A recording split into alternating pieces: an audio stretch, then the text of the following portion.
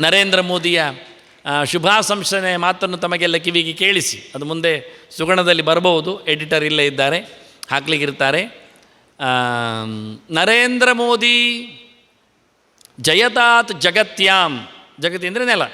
ನರೇಂದ್ರ ಮೋದಿ ಜಯತಾತ್ ಜಗತ್ಯಾಂ ಮಧ್ವೇಷ್ಟ ಶ್ರೀಕೃಷ್ಣ ದಯಾರ್ದ್ರ ದೃಷ್ಟಿಯ, ಮಧ್ವನಿಗೆ ಇಷ್ಟನಾದ ಕೃಷ್ಣನ ಒಂದು ದಯೆಯ ಕಣ್ಣೋಟದಿಂದ, ಅನುಗ್ರಹದ ದೃಷ್ಟಿಯಿಂದ ನರೇಂದ್ರ ಮೋದಿ ಈ ಜಗತ್ತಿನಲ್ಲಿ ಮೆರೆಯಲಿ ಶಾಶ್ವತವಾಗಿ.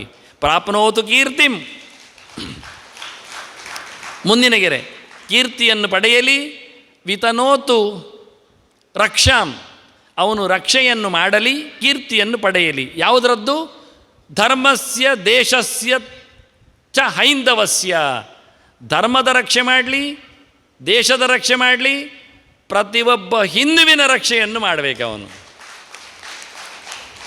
ಹಿಂದೂ ಧರ್ಮದ ರಕ್ಷಣೆ, ಹಿಂದೂ ದೇಶದ ರಕ್ಷಣೆ ಅನ್ನುವ ಅರ್ಥವೂ ಬರ್ತದೆ. ಹೈಂದವಸ್ಯ ದೇಶಸ್ಯ ಧರ್ಮಸ್ಯ ಚ ರಕ್ಷಾಂ ವಿತನೋತು, ಹಾಗೆಯೇ ಪ್ರಾಪ್ನೋತು ಕೀರ್ತಿಂ, ಹಿಂದಕ್ಕೆ ಬಂದರೆ ರಕ್ಷೆ ಮಾಡಲಿ, ಕೀರ್ತಿ ಪಡೆಯಲಿ, ಹಾಗೆಯೇ 106 ವರ್ಷ ಈ ನೆಲದಲ್ಲಿ ಮೆರೆಯಲಿ ಎನ್ನುವ ಅರ್ಥದಲ್ಲಿ ಅವರ ಚಿಂತನೆ ಇವತ್ತಿನ ಅಭಿನಂದನೆಯ ಮಾತು. ಅದರ ಬಗ್ಗೆ ನಿಮಗೆ ಅರ್ಥೈಸಿ ತಿಳಿಸಿಕೊಟ್ಟು ಮಗದೊಮ್ಮೆ ಎಲ್ಲರಿಗೂ ವಂದನೆ ಸಮರ್ಪಿಸಿ ಮಾತು ಮುಗಿಸ್ತೇನೆ. ಶ್ರೀ ಕೃಷ್ಣಾರ್ಪಣ ನಾರಾಯಣ.